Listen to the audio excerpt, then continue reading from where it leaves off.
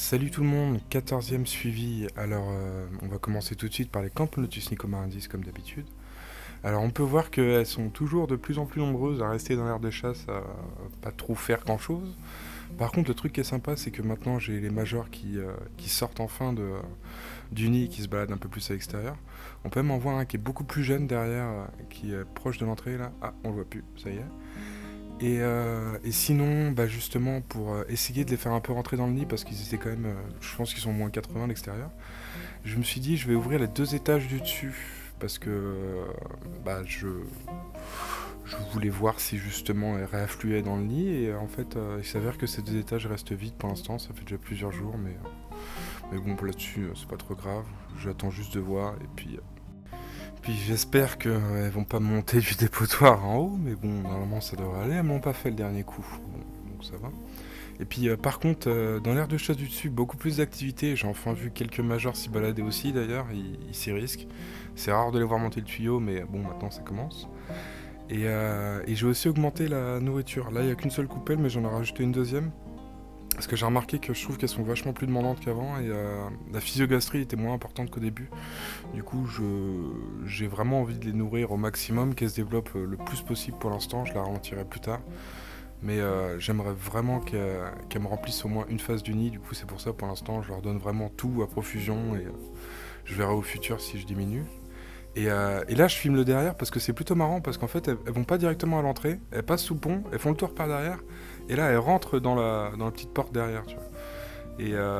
Et je sais pas pourquoi, je pense qu'elles sont plus à l'abri en faisant comme ça. Et justement, j'avais essayé de mettre des petits faux arbres devant, histoire de les rassurer un peu plus, mais apparemment elles aiment toujours faire le tour. Bon, je pense qu'avec le temps, quand elles seront plus nombreuses, elles seront moins craintives, et elles s'amuseront plus à faire des détours et des détours et des détours. Mais sinon, tout va bien pour cette espèce, rien à dire de plus.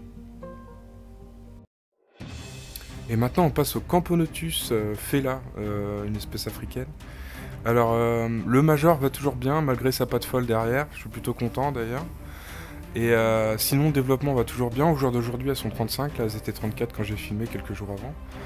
Et sinon rien de bien particulier, elles continuent à se développer.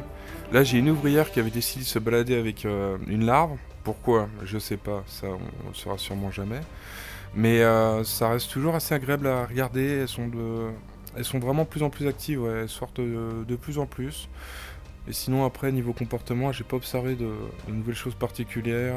En plus j'étais pas là pendant plusieurs jours. Et d'ailleurs ça s'est très bien passé, très bien passé pour elle. Et j'ai eu aucun souci. Et sinon j'ai changé l'abreuvoir et j'ai filmé quelques plans plus agréables, un peu plus près, un peu plus sympa à voir, parce qu'en fait en plus il est mal positionné ce nid, et du coup c'est vrai que pour filmer c'est pas le top top quoi. Le building c'est sympa, mais tu peux pas bouger comme tu veux parce que t'as pas envie de les embêter, et puis bah ça se salit quoi les parois, donc arrive un moment tu vois un peu moins bien. Et là on va passer au plan de derrière. Alors ça c'est quand je les avais bougés justement pour remplir l'abreuvoir, parce que dans mon bac de chauffe c'est pas possible. En plus j'ai des mains plutôt assez épaisses, donc c'est vraiment vraiment pas possible. Et du coup j'en ai profité pour filmer un petit coup, histoire de les voir de plus près. J'avais déjà filmé comme ça une fois il y a déjà quelques mois maintenant. Mais là c'est vrai que ça commence à être un peu plus parlant, elles sont vraiment magnifiques. Et c'est vrai que j'ai pas l'occasion de les voir de si près, et du coup je vous avoue que j'ai filmé très peu comparé au temps que je suis resté à les regarder.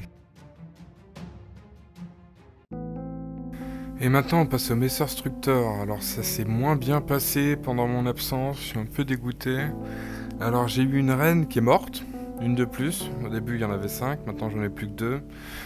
Alors je sais pas si c'est mon nid ou quoi que ce soit, je suis un peu déprimé, ça me les brise un peu, mais j'ai remarqué une reprise de la ponte, donc à suivre.